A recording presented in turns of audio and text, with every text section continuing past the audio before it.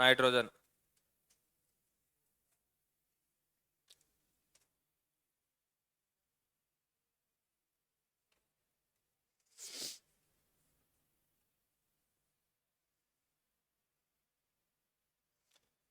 देखो रे, पहले इस परिवार में आता कौन कौन है?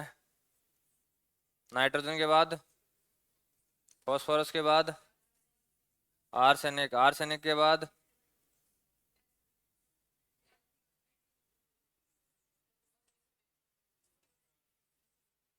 और इसके बाद बिस्मिथ। जो ये 5 सदस्य हैं इसे एक को छोड़ दो, बाकी सारे के सारे कौन से हैं रे? ठोस हैं, सॉलिड फॉर्म में पाए जाते हैं। सिर्फ ये किस फॉर्म में पाया जाता है? गैसीय अवस्था में पाया जाता है। तो मात्र ऐसा तत्व है जो इस वर्ग का जो कौन सी अवस्था में होगा रे? गैसीय अवस्था में होगा। दूसरा, वायुमंडल में जो गैसें पाई जाती हैं, वायुमंडल में जितनी भी गैसें पाई जाती हैं उनका सबसे मुख्य घटक कौन सा है रे? नाइट्रोजन। कितनी मात्रा होती है रे इसकी? वायुमंडल में इसकी मात्रा 21%, 78% है। 21% होता है ऑक्सीजन। हाँ ठीक है रे। तो वायुमंडल का सबसे मुख्य घटक कौन सा है आपका? नाइट्रोजन। इसके अलावा नाइट्रोजन के द्वारा यदि आपको अमोनिया बनाना है तो कौन सी विधि का उपयोग करोगे रे? हेबर विधि का। लिखवाया हुआ है आपको पहले से। कौन सी विधि का उपयोग करते हैं? हेबर विधि का उपयोग। होता क्या है हेबर विधि में? दो तो नाइट्रोजन पकड़ी जाएंगी, तीन क्या पकड़े जाएंगे रे? हाइड्रोजन।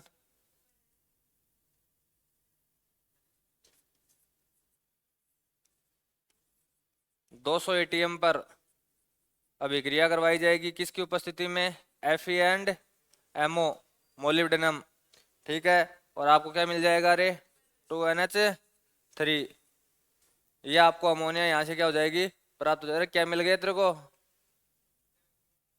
क्या मिल गया तेरे को? क्या पूछ रहा है?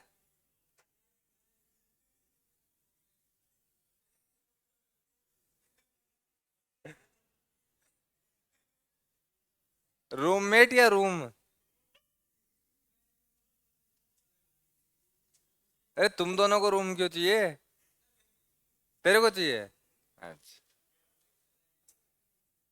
हाँ देखो रे, अमोनिया की एक कंडीशन होती है। अमोनिया कौन सी गंदगी है? तीव्र गंध।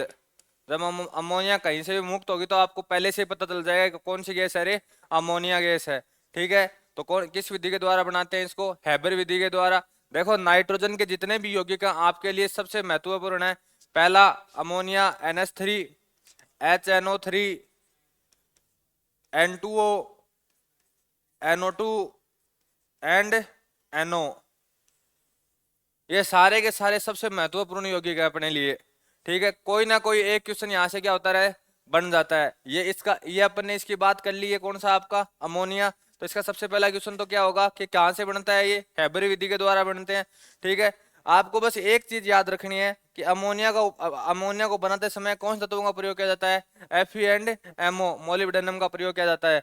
ठीक है, दूसरा, अमोनिया की गंध कैसी होती है रे? तीव्र गंध होती है।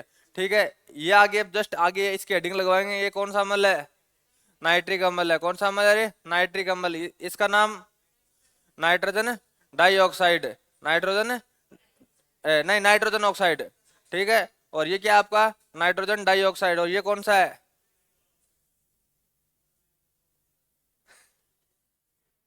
ये है नाइट्रस ऑक्साइड। ठीक है, तो हेडिंग लगाओ नाइट्रोजन, पहला पॉइंट लिखो। लिखो, लिख देना। इस वर्ग में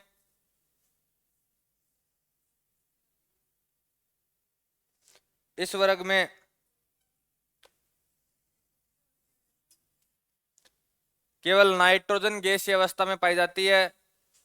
इस वर्ग में केवल नाइट्रोजन गैसीय अवस्था में पाई जाती है। बाकी सभी सदस्य ठोस हैं, बाकी सभी सदस्य ठोस हैं। इस वर्ग में केवल नाइट्रोजन गैसीय अवस्था में पाई जाती है, बाकी सभी सदस्य ठोस हैं। अगला पॉइंट, वायुमंडल में पाए जाने वाली गैसों का मुख्य घटक है। वायुमंडल में पाई जाने वाली गैसों का मुख्य घटक है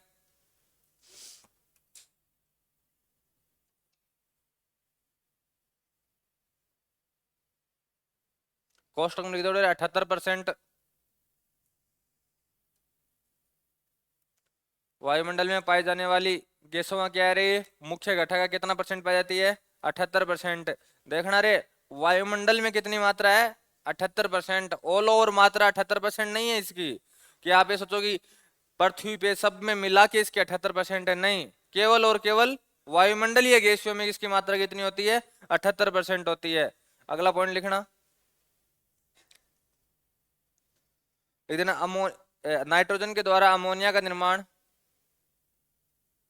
नाइट्रोजन के द्वारा अमोनिया का निर्माण हैबर विधि के द्वारा किया जाता है।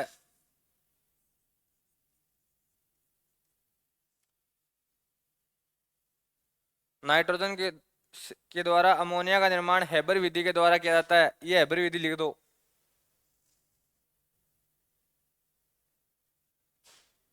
ये रिएक्शन लिख देना।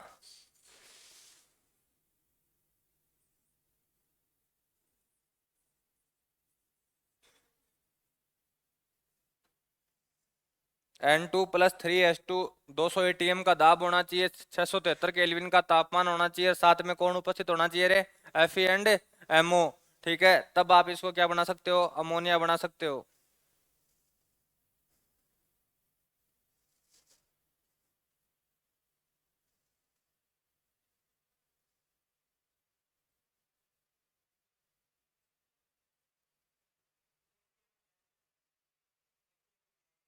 उत्प्रेरक,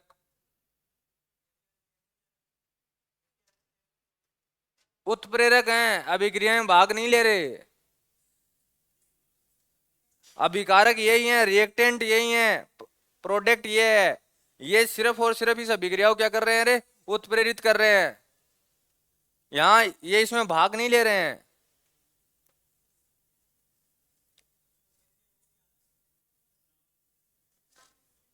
लोहा एंड मोलिब्डेनम, Fe तो आयरन है ही, और MO मोलिब्डेनम। जो इस अभी देखना रे, कंफ्यूज मत हुआ करो, जो इस साइड में लिखे जाते हैं इस तीर से पहले, ये तो अभिक्रिया में भाग लेंगे, इन्हें कहते हैं हिंदी में अभिकारक या रिएक्टेंट। ठीक है, और जो आपके इस साइड तीर के आगे प्राप्त होते हैं ये होते हैं प्रोडक्ट, उत्पाद। ठीक है, ये कौन सी साइड है, लेफ्ट हैंड, ये कौन सी साइड है, राइट हैंड साइड। ठीक है, तो इस तरीके से ये काम करते हैं, राइट हैंड साइड में हमेशा प्रोडक्ट लिखा जाता है, लेफ्ट हैंड साइड में हमेशा कौन लिखे जाते हैं, अभिकारक लिखे जाते हैं। जो तीर के निशान के ऊपर जितनी भी चीजें लिखी हुई होती हैं वो इस अभिक्रिया को पूरे करने वाली कंडीशनें होती हैं। ठीक है, जैसे यहाँ 200 एटीएम का दाब लिखा हुआ है, तो उस अभिक्रिया को पूरा करने के लिए आपको दाब कितना चाहिए, 200 एटीएम, टेम्परेचर कितना चाहिए, 673 केल्विन, और उसी अभिक्रिया में ये दो तत्व और चाहिए आपको साथ में। ठीक है, Fe एंड MO, यदि ये दोनों तत्व उपस्थित नहीं होंगे तो ये अभिक्रिया आगे नहीं चलेगी। हाँ, ये दोनों इसमें भाग नहीं लेंगे, ये आपको अमोनिया, जो ही आपके यहाँ से अमोनिया मुक्त हो जाएगी आपको ऐसे कैसे मिले, वापस मिल जाएंगे। लिखो अगला पॉइंट, लिख देना, अमोनिया लाल लिटमस को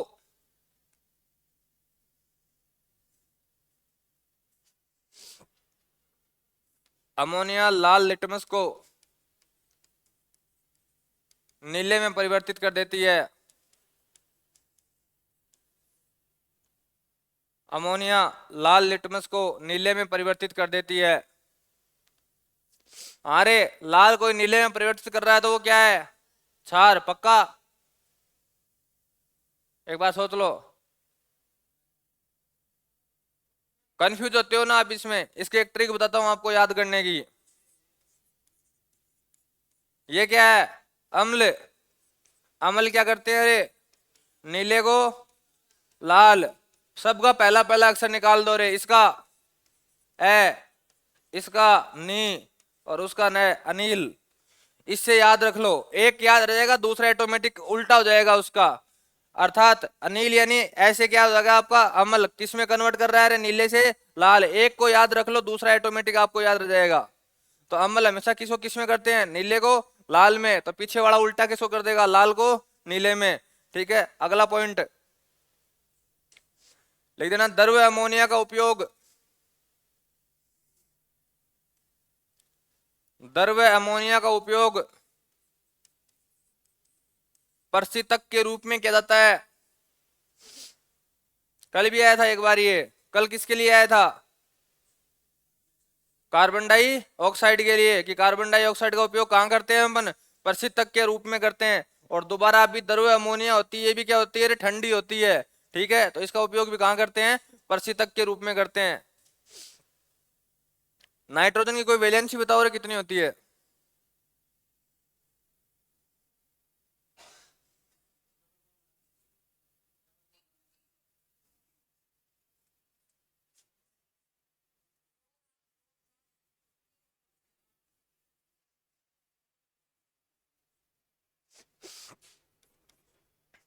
N7, ये कौन सा है, 1s, ये कौन सा है, 2s। 4 इलेक्ट्रॉन आगे। अब अपने पास कितने बचे, अब बता दो, माइनस में प्लस में, इलेक्ट्रॉन लेगा तब प्लस में आएगी कि माइनस में आएगी। चलो, एक बात मान ली कि आपकी नाइट्रोजन की संयोजकता माइनस की 3 होती है, इसके अलावा कोई दूसरी पॉसिबल है,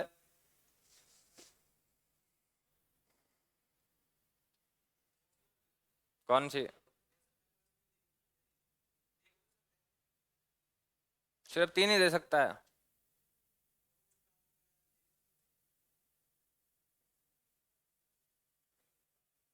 ध्यान रखना, नाइट्रोजन 2 वैलेंसी दर्शाता है, -3 एंड +5।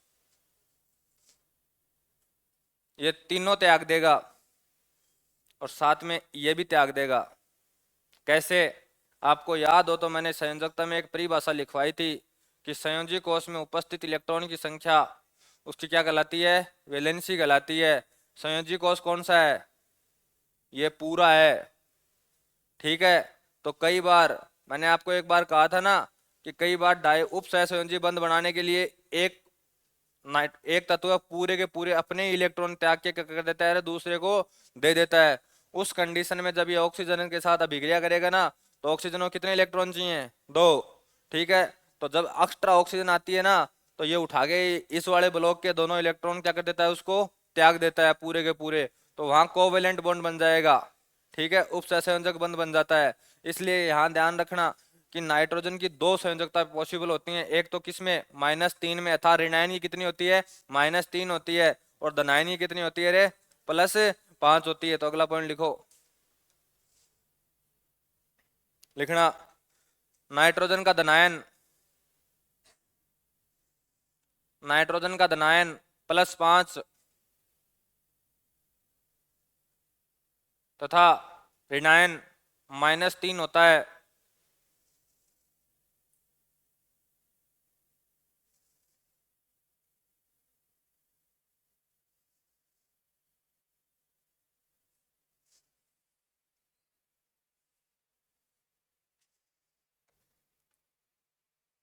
इस नाइट्रोजन का एक उपयोग बता दो रे, बहुत उपयोग लिखा गया है नाइट्रोजन के, मैं आपको नाइट्रोजन के उपयोग बहुत लिखा है मैंने आपको। अरे ये तो यौगिक है, ये तो इनका इसका काम है बनाने का, ये उपयोग थोड़ी हुए। उपयोग है कि सीधा आप नाइट्रोजन को N2 की फॉर्म में काम में ले रहे हो, कोई दूसरा यौगिक नहीं बना रहे हो। तो आप यदि किसी को N2 की फॉर्म में काम में ले रहे हो, तब की बात कर रहा हूं मैं आपको, तब मैंने इसके उपयोग बहुत लिखा है आपको। हाँ, टायरों में। हाँ, टायरों में एक तो बात हो गई आपकी, क्योंकि ठंडी गैस होती है, किसमें काम में लेते हैं, टायरों में काम में लेते हैं। इसके अलावा और भी तो है, गोताखोर वाले में थोड़ी लेते हैं इसको, वहां हीलियम मिलाई जाती है। अरे इसके दो उपयोग और लिखा के आया हूँ, और आपको मैंने बहुत बार कहा था, अरे इसको याद रखना, इनको याद रखना, इनको याद रखना। विद्युत बल्ब में नहीं लिखवा के आया था कि पहले अक्रिय गैसें काम में ली जाती थी, अब किसको रिप्लेस करने लग गए हैं, नाइट्रोजन को रिप्लेस करने लग गए हैं। वायुयान के टायरों में पहले हीलियम को भरते थे, अब किसको भरने लग गए हैं, नाइट्रोजन को भरने लग गए हैं। थर्मामीटर लिखाए थे मैंने आपको, जरूरत थर्मामीटर और गैस थर्मामीटर। वहां गैस थर्मामीटर में मैंने किसको काम में लेते हैं, नाइट्रोजन को काम में लेते हैं। याद कौन करेगा, लिख दो इसके उपयोग।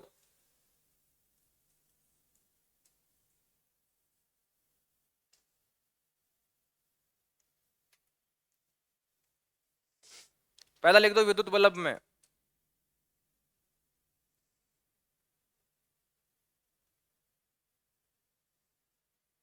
दूसरा लिख दो गैस थर्मामीटर। विद्युत बल्ब में, गैस थर्मामीटर में।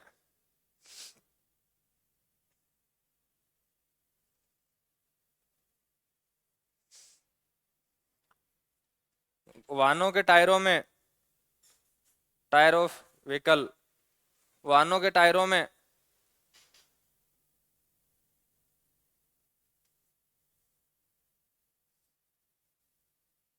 वायुयान के टायरों में।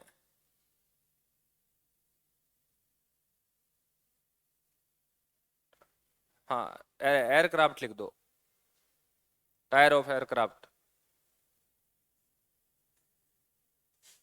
इसके अलावा कौन सा रह गया, और कोई भी रह गया क्या।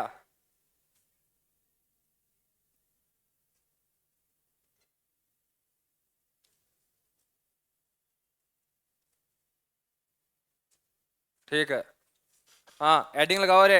अरे ये लिखवा देता ना, ये अमोनिया तीव्र गैस होती है, लिखवा देंगे, ये लाइन कहीं नहीं आई है, लिखवा दी ना, नहीं लिखवाई, नोट लगा के नीचे लिख दो। अमोनिया तीव्र गंध गैस होती है, अमोनिया तीव्र गंध गैस होती है।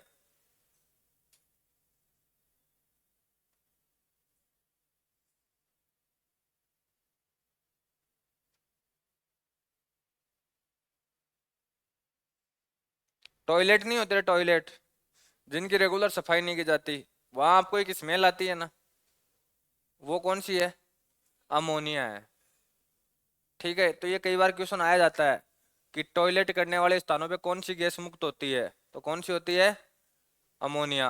ठीक है, अमोनिया की मात्रा यदि अत्यधिक हुई तो आपकी आंखों तक जलन तक करती है वो, आपके आंखों में जलन तक हो जाएगी यदि उस स्थान पे अमोनिया की मात्रा क्या हुई रे, ज्यादा हुई।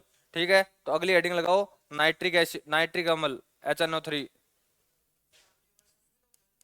है। अरे उसमें नहीं होगा ये, उसमें दूसरा आएगा, उसमें सल्फर डाइऑक्साइड मेन जिम्मेदार है। हाँ, दो तीन होते हैं, लेकिन उसका सबसे मेन घटक है सल्फर डाइऑक्साइड, नाइट्रिक अम्ल HNO3।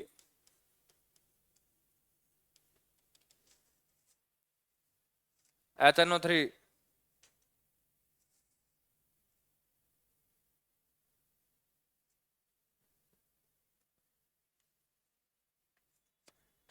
पहला पॉइंट लिखो, इसका निर्माण ओस्टवाल,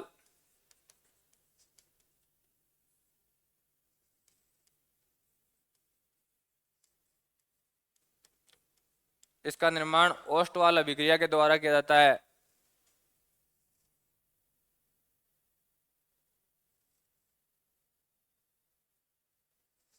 ओस्टवाल अभिक्रिया के द्वारा किया जाता है।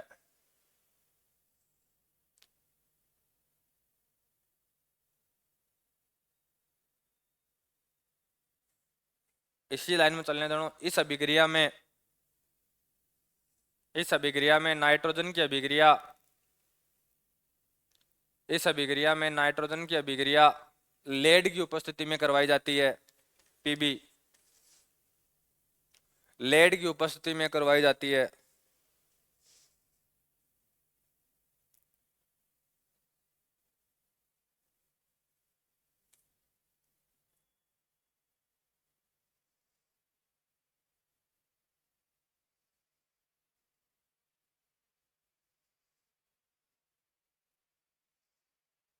अगला पॉइंट, वाणिज्य, दोबारा बोलूं, वाणिज्य अम्ल, रुको, वाणिज्य नाइट्रिक अम्ल, वाणिज्य नाइट्रिक अम्ल, सेकंड लाइन, वाणिज्य नाइट्रिक अम्ल भूरा व पीला होता है।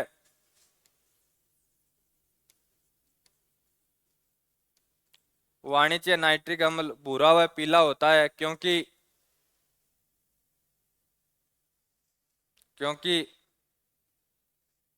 इसमें नाइट्रोजन डाइऑक्साइड, क्योंकि इसमें नाइट्रोजन डाइऑक्साइड घुला हुआ होता है, क्योंकि इसमें नाइट्रोजन डाइऑक्साइड घुला हुआ होता है।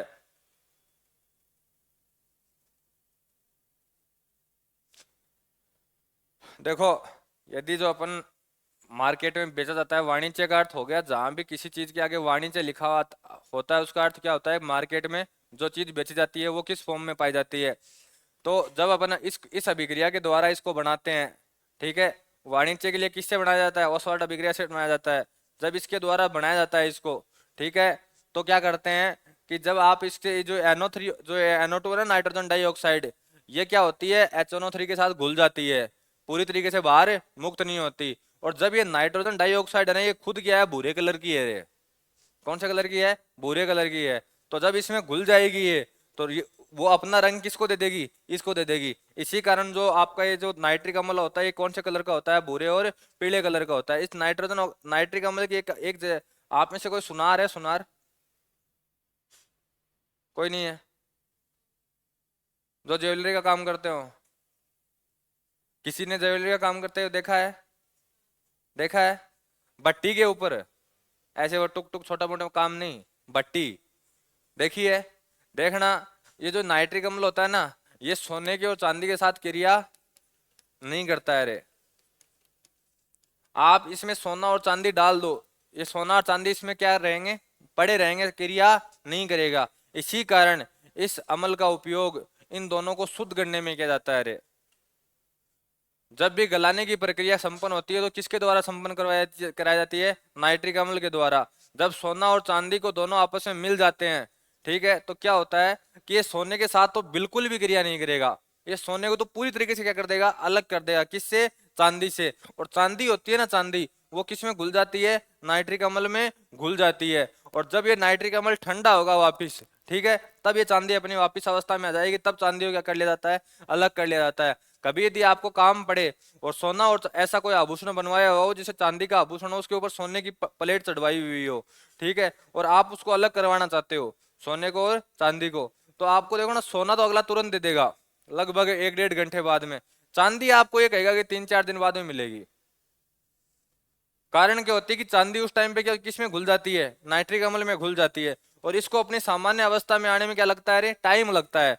तो इसलिए चांदी को अगला आपको 3 से 4 दिन बाद देता है। तो सोने के साथ तो नाइट्रिक अम्ल बिल्कुल क्रिया नहीं करता है, 1% भी क्रिया नहीं करेगा। अर्थात इसका उपयोग कहाँ किया जाता है रे, ज्वेलरी उद्योग में किया जाता है। तो लिखो अगला पॉइंट, लिख देना, यह सोने के साथ, यह सोने के साथ बिल्कुल अभिक्रिया नहीं करता है। सोने के साथ बिल्कुल अभिक्रिया नहीं करता है।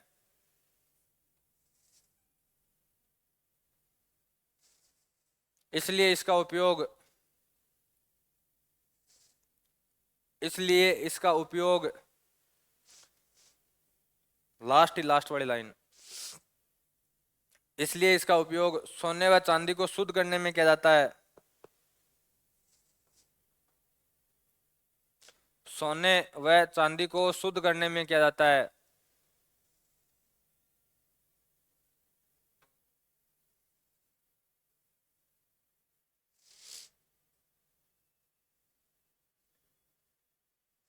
एक क्वेश्चन लिखो रे,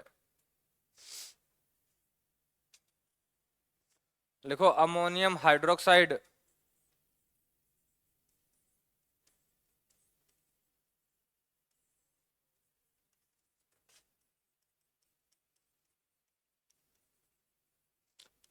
अमोनियम हाइड्रोक्साइड का रासायनिक सूत्र लिखो।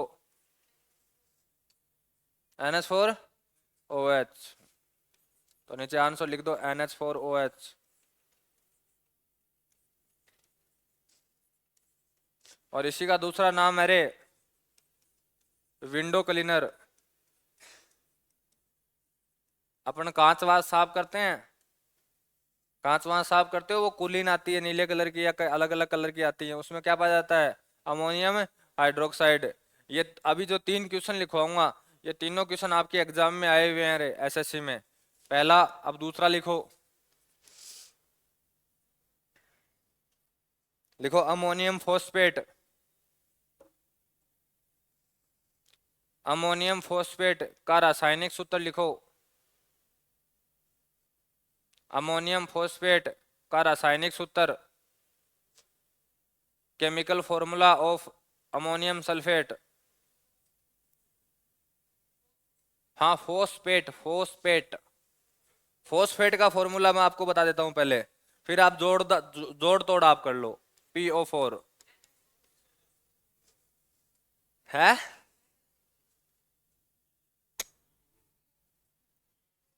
बैलेंस नहीं होगा ना, बैलेंस करो। बैलेंस कहां से करोगे? आप जो बात बोल रहे हो तो बैलेंस ही नहीं हो रही, आप लिख के देख लो। आप यही तो बोल रहे हो NH4PO4। हाँ तो बैलेंस करो, बैलेंस कहाँ होगी?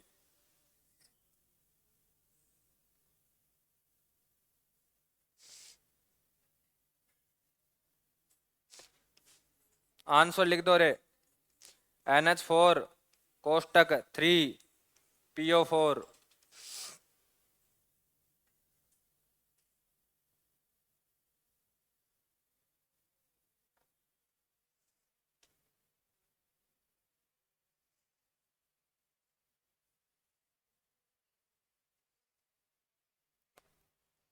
बैलेंस हो गई।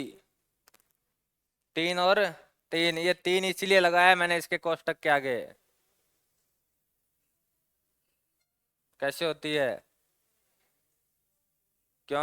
एक्स्ट्रा इलेक्ट्रॉन कहाँ जाएंगे इसके उठ के?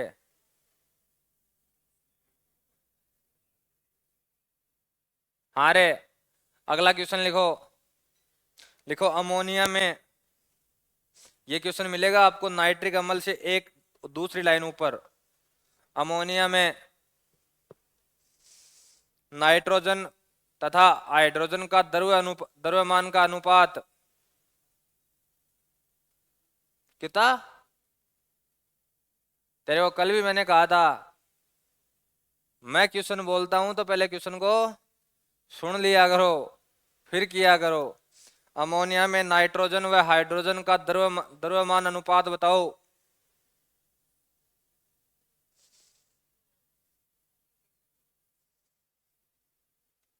द्रव्यमान अनुपात बताओ।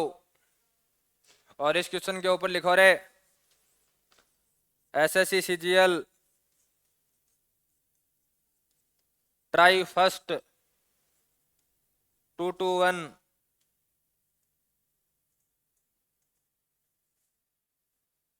फॉर्मूला लिख दो, द्रव्यमान अनुपात में निकालना आपको बहुत अच्छे से बता के आया हूं। आपको मैंने H2O का अनुपात निकालना बताया था, यदि आपको याद हो तो मैंने कहा था H2O का निकलवाया था, CH4 का निकलवाया था। उस टाइम में मैंने आपको कहा था कि सारे द्रव्यमान अनुपात इसी तरीके से निकलते हैं जैसे इनके निकल रहे हैं।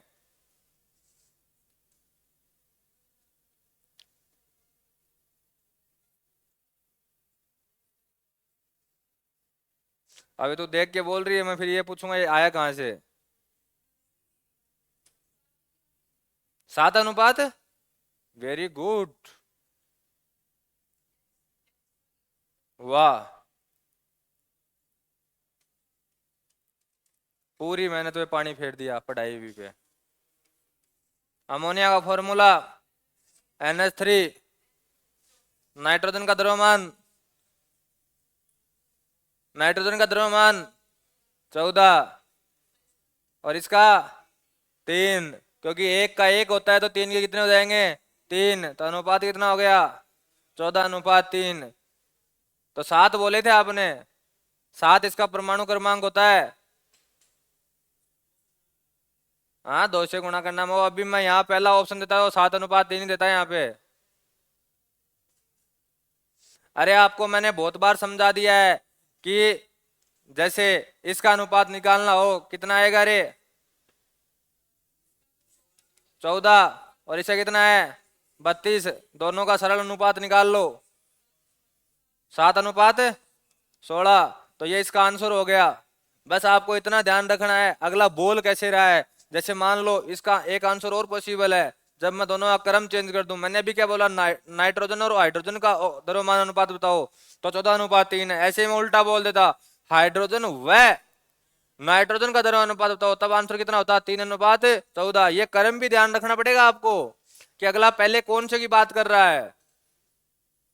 और ये आजकल ये क्वेश्चन है ना, क्या पता जो पेपर बना रहे हैं उनको इतना फेवरेट क्यों लग रहा है ये, इस ऐसे क्वेश्चन मैंने 3-4 बार रिपीटेशन में देख लिए हैं। तो इनका क्रम याद रखो, जितने भी आपको यौगिक दिए हुए हैं उनका सबको क्या कर दो रे, आपस में गुणा कर दो, जिस उसका जितना द्रव्यमान हो उससे, और उसका सरल अनुपात आपको निकालना है। हेडिंग लगाओ रे, NO2 नाइट्रोजन डाइऑक्साइड।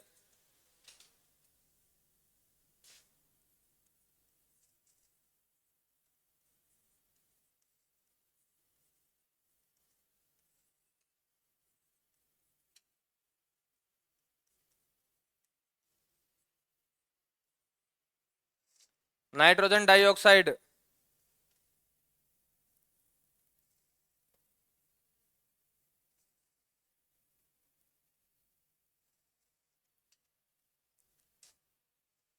लिखो, जब H2SO4 की अभिक्रिया H2SO4, क्या नाम है इसका? सल्फ्यूरिक अम्ल। जब H2SO4 की अभिक्रिया KNO3, क्या नाम है इसका? Potassium nitrate. जब H2SO4 की अभिक्रिया KNO3 के साथ करवाई जाती है तो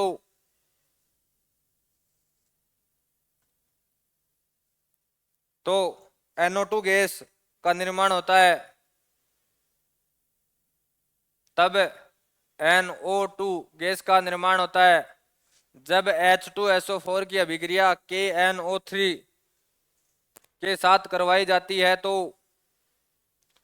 NO2 गैस का निर्माण होता है। यदि किसी को नामों में दिक्कत हो तो नाम लिख लेना इनके, सल्फ्यूरिक अम्ल, sulphuric acid and potassium nitrate.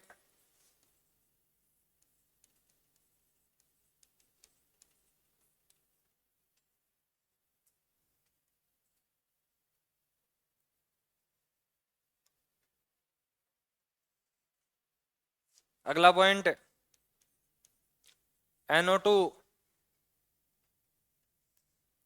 NO2 भूरे रंग के धुएं के साथ मुक्त होती है। NO2 भूरे रंग के धुएं के साथ मुक्त होती है।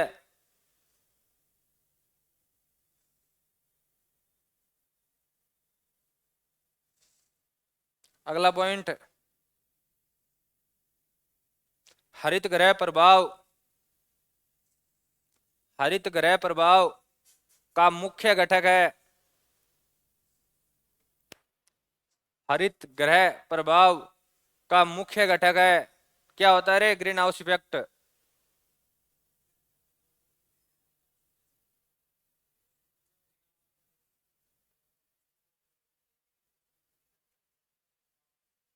वापिस भेज देती है।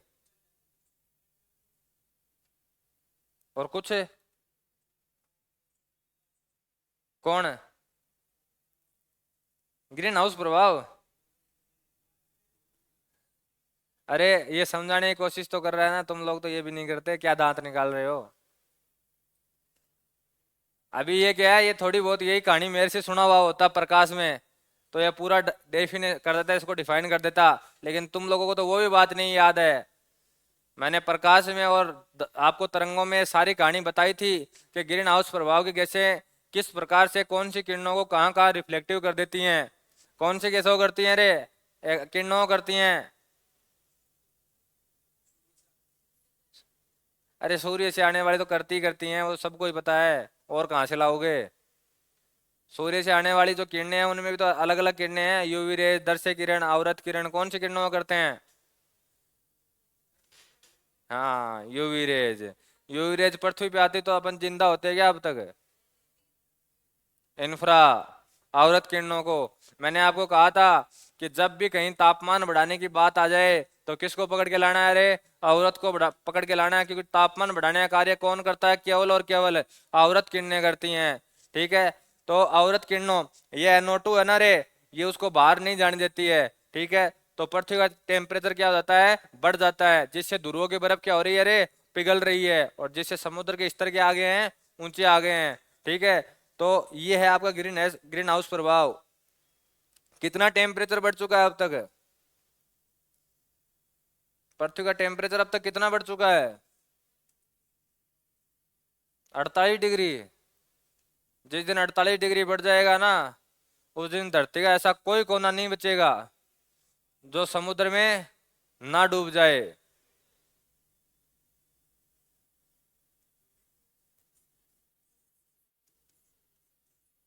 2 डिग्री सेंटीग्रेड बढ़ा है अभी तक, और 2 डिग्री सेंटीग्रेड बढ़ने की वजह से समुद्र का स्तर करीबन मीटरों के हिसाब से ऊपर आ गया है।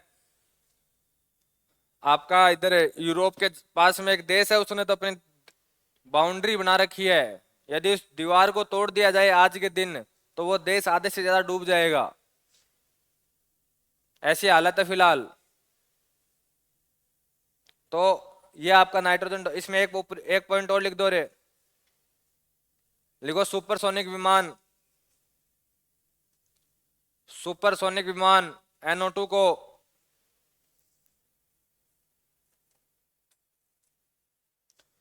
सुपरसोनिक विमान NO2 को समताप मंडल में छोड़ते हैं। सुपरसोनिक विमान NO2 को समताप मंडल में छोड़ते हैं।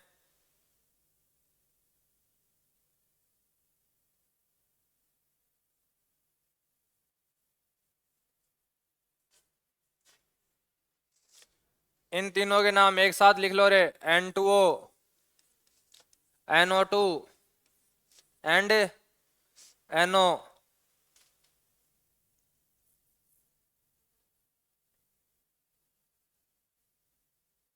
हाँ रे, पहला का नाम नाइट्रोजन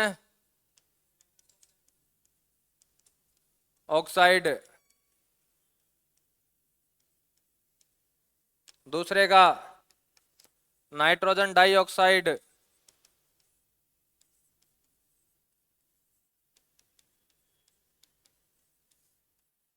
और तीसरे का नाइट्रस ऑक्साइड। तुम लिख दो, ध्यान मत, ज्यादा ज्ञान मत दो।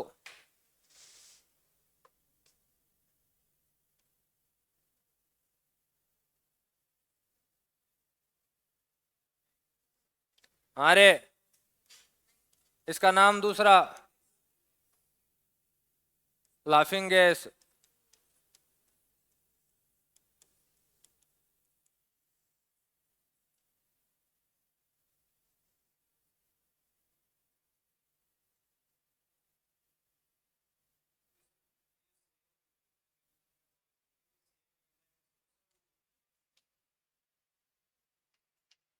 पक्का बोलते हैं क्या।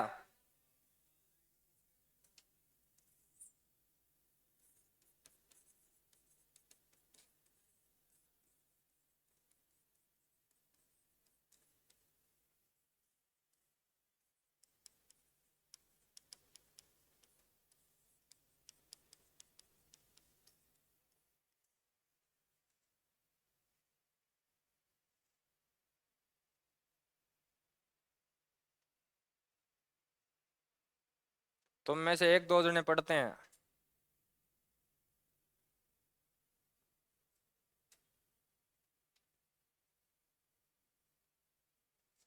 इसको स्टार लगाना रे, एक तो इसको और एक इसको।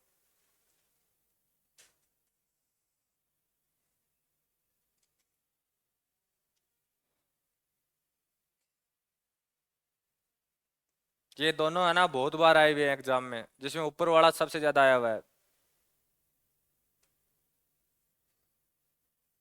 ऊपर वाले दो तरीके से क्वेश्चन आता है। लाफिंग गैस कौन सी है? ठीक है। अब या तो चाहे ये बोल दे, ये नाम बोल दे, ऑप्शन में ये दे दे। ठीक है। या आपको ये बोल सकता है कि नाइट्रस ऑक्साइड का क्या बताओ रे, फॉर्मूला बताओ। तो ये दो तीन तरीके से क्वेश्चन आता है, तो इनको मैंने एक साथ लिखवा दिया। हेडिंग लगाओ रे, फॉस्फोरस।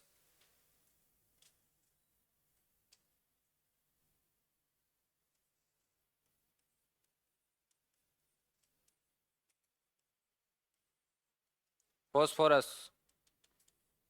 या फास्फोरस।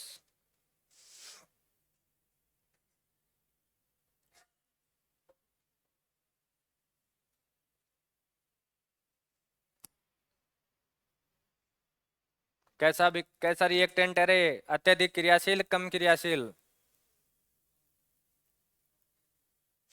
कम क्रियाशील होता तो बारूद में क्यों काम में लेते इसको?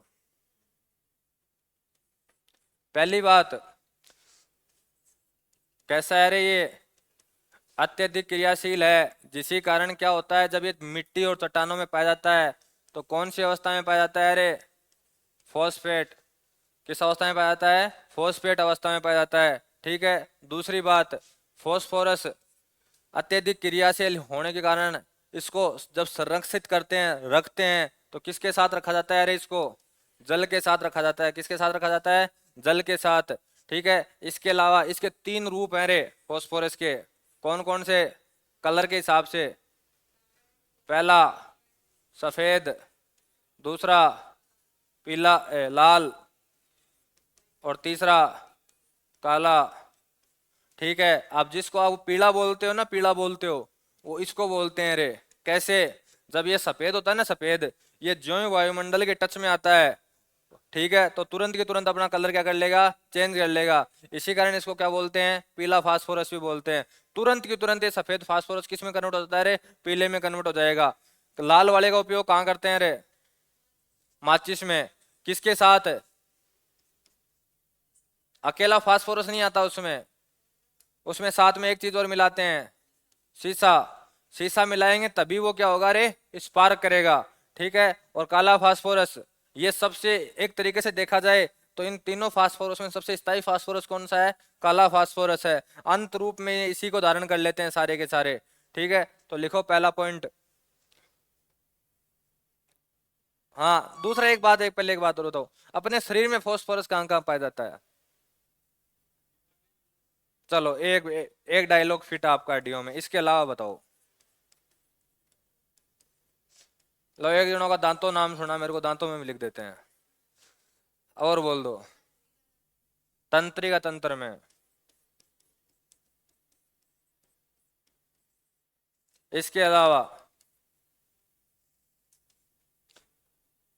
जब तक मैं जहां जाना चाह रहा हूं वहां नहीं पहुंचोगे तब तक मैं पूछता रहूंगा, क्योंकि अपने जीवन की सबसे मेन चीज में फास्फोरस पाया जाता है।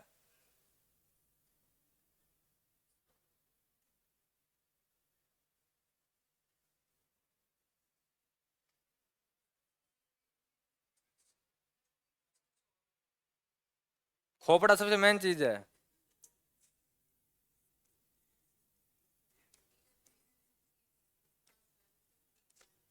फॉस्फेट शर्करा, फॉस्फेट अणु पढ़े हैं ना अपने डीएनए में और आरएनए में, ये अपने जीवन की सबसे मेन चीज है रे।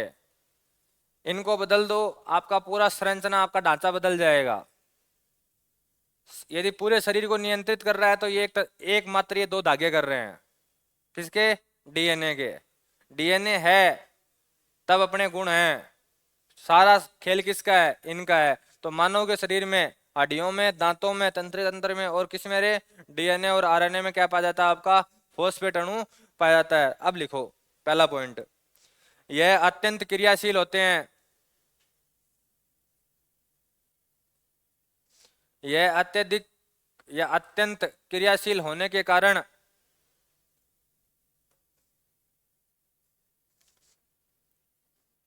यह अत्यधिक क्रियाशील होने के कारण मिट्टी व चट्टानों में, मिट्टी व चट्टानों में फॉस्फेट रूप में पाए जाते हैं। मिट्टी व चट्टानों में फॉस्फेट रूप में पाए जाते हैं।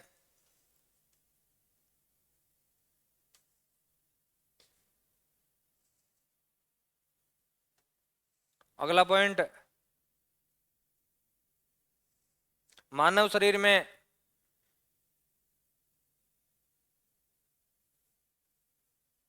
मानव शरीर में हड्डियों कोमा दांतों कोमा तंत्र तंत्र कोमा डीएनए आरएनए तथा रक्त,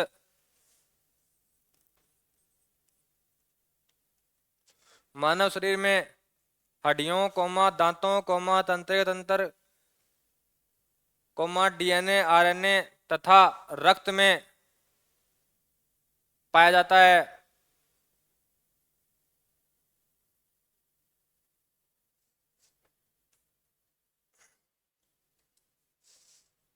ये इसके तीनों रूप लिख दो रे, ये मत लिखना, पीला साथ में इसके लिख देना एरो लगा के, फिर आपको जब लिखवाऊंगा तब समझ में आ जाएगा कि ये पीला क्यों कहते हैं इसको। ये इसके तीनों रूप लिख दो ऐसे कैसे। इसके तीन रूप होते हैं, सफेद, लाल, काला। सफेद को क्या कहते हैं रे? पीला फास्फोरस।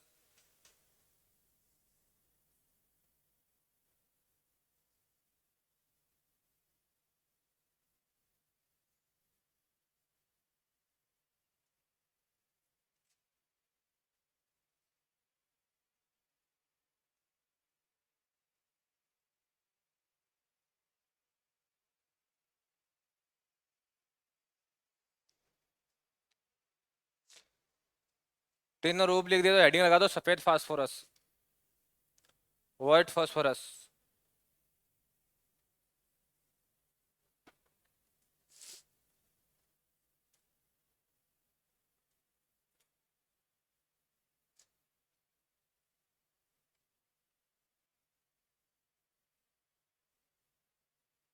लिख देना, यह प्रकाश के संपर्क में आते ही,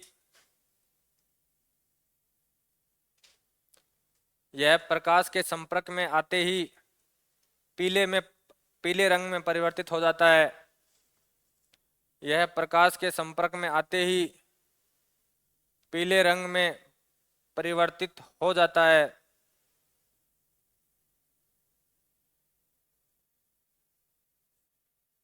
इसीलिए इसे पीला फास्फोरस भी कहते हैं। इसीलिए इसे पीला फास्फोरस भी कहते हैं।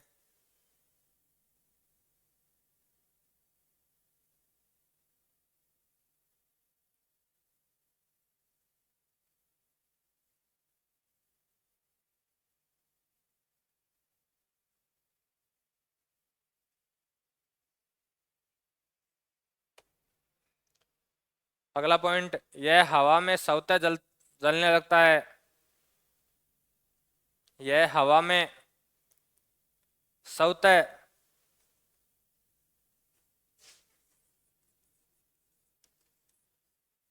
स्वतः जलने लगता है, जिसके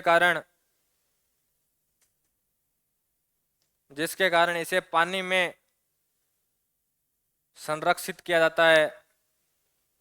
जिसके कारण इसे पानी में संरक्षित किया जाता है।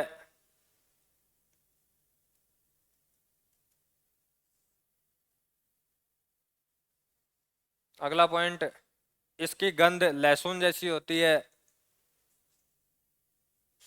इसकी गंध लहसुन जैसी होती है।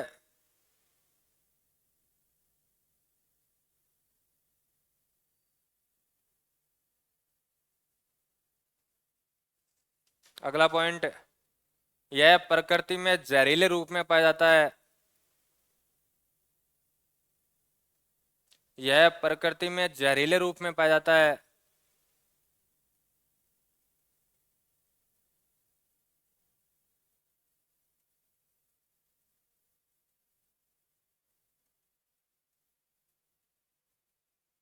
अगला पॉइंट, फॉस्फोरस के खानों में काम करने वाले फॉस्फोरस की खानों में काम करने वाले व्यक्तियों को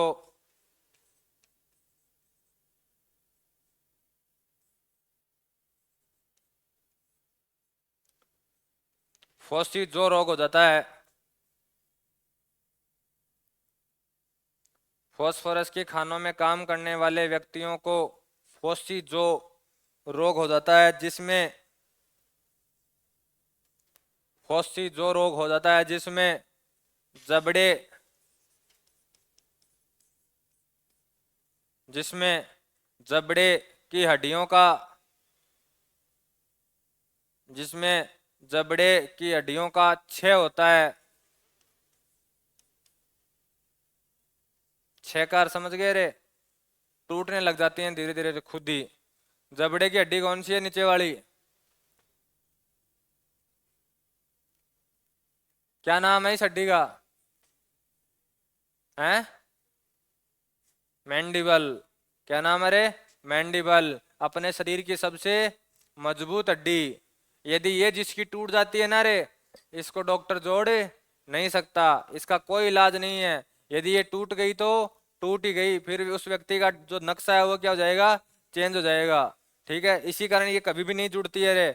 ध्यान रखना, शरीर की सबसे मजबूत ये है। सबसे लंबी कौन सी है? फीमर। कौन सी है सबसे छोटी?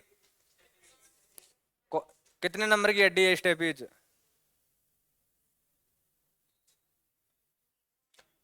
3 नंबर पे या 2 नंबर पे? नहीं पता? चल तू तो ये बता, कान का कार्य क्या है कान का? हाँ, शरीर को संतुलित करना। कान का कार्य सुनना नहीं है। कान का कार्य क्या है? शरीर को संतुलित करना। श्वसन किसे कहते हैं रे? हाँ, ये देखो, अब तुम लोग तो क्या बोलते नहीं हो, तुम लोग तो क्या मेरे से ये 10 बार सुन चुके हो, ये सुना नहीं है ना अब तक। श्वसन ये नहीं है बेटा जी। O2 लेना, CO2 छोड़ना श्वसन नहीं। ये श्वसन की क्रिया है।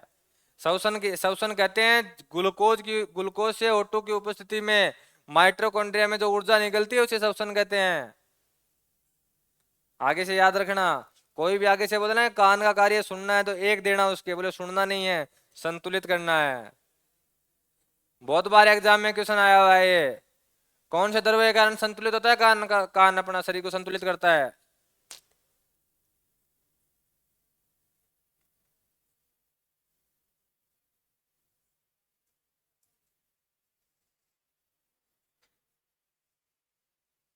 मस्तिष्क में कौन सा द्रव्य पाया जाता है?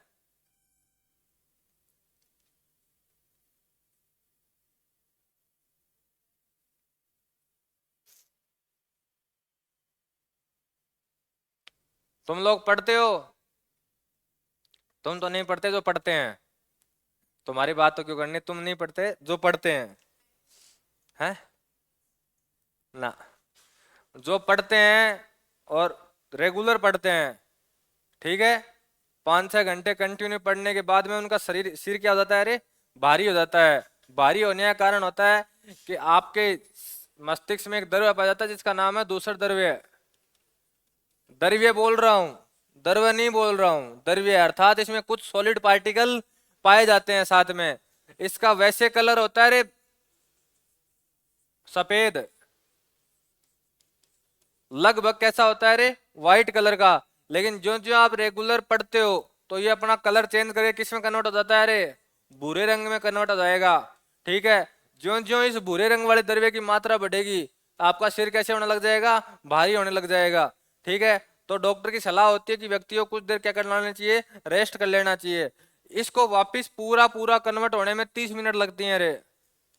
इसी कारण देखना डॉक्टर आपको ये कहता है कि आपको आधी या 1 घंटे का क्या करना चाहिए? आराम करना चाहिए। वो बात अलग है कि अपन 5 या 6 घंटे का आराम करते हैं कि अपने को ये लगता है नहीं अभी नहीं हुआ सही। ठीक है, तो वो बात अपने लिए अलग है। दूसरा, काच जो आपका कान होता है, कान उसमें द्रव्य पाया जाता है काचाप द्रव्य हड्डियों के बीच में। ठीक है, जब तक ये संतुलित है, आपकी खोपड़ी क्या है? संतुलित है। जो ही यदि इसने अपना अनुपात डगमगाया, हाँ अरे कौन कौन खराब हो तू मना टेंशन ले मत ले।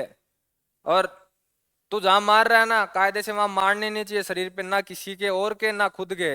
ध्यान रखा करो रे, कान के ऊपर इस साइड वाले एरिया में किसी के मारने की कोशिश मत किया करो कभी भी। नहीं, ये मान लेना 302 के अंदर अंदर चले जाओगे कभी ना कभी। आपको मैंने एक दिन बताया था ना, हाँ राइट यही है ना, राइट के ऊपर यहाँ एक छोटा सा छेद होता है। कई बार आपने एक्सीडेंट में देखा होगा कि शरीर में कहीं चोट नहीं आई, कहीं चोट नहीं दिख रही, लेकिन व्यक्ति टपक गया। देखा है ना? होता क्या है कि यहाँ एक एक हल्का सा छिद्र पाया जाता है, हल्का सा। यदि उसके ऊपर, यदि किसी को पता हो ना, किसी कईयों को देखो आपने ऐसे ऐसे सुना है ना, वो बेहोश कर देते हैं, टकते ही करते हैं ना, वो उसके ऊपर ही आंगली फेरते हैं, जिसको पता होता है वो। ठीक है, यदि इसके चोट लग गई सही तरीके से, तो ये मानो कि चोट भी कैसी है आपको बताऊं क्या। छोटा सा वो इतना सा कंकड़ ले लो आप, और वो कंकड़ मार दो किसी के, यदि सही एकदम फिट निशाने पे गया, कोई बर्मा जी नहीं बता सकते उसे। ठीक है, तो इन जगहों पे मारने से बचा करो, नहीं कभी 302 के अंदर क्या चले जाओगे, अंदर चले जाओगे। हाँ, सफेद फास्फोरस हो गया, हेडिंग लगाओ रे, लाल फास्फोरस।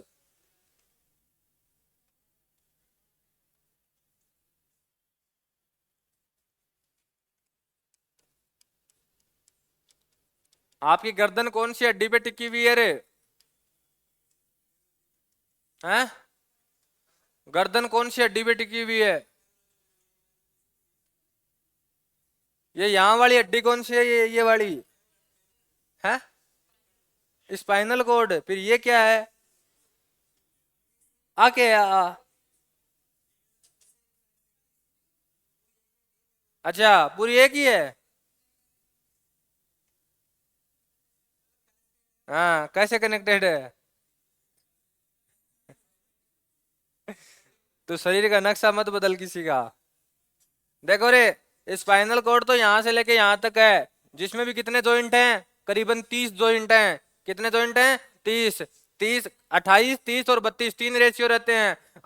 जो जो आपकी उम्र बढ़ती है उस हिसाब से रेशियो भी क्या होते हैं, बदलते रहते हैं। 32, 30 और 28। जो आपकी यहाँ वाली हड्डी है, मैंने आपको बहुत बार बता दी रे, भूल क्यों जाते हो। इस आकार की एक हड्डी है जिसको क्या नाम है रे, एटलस है। क्या नाम है इसका?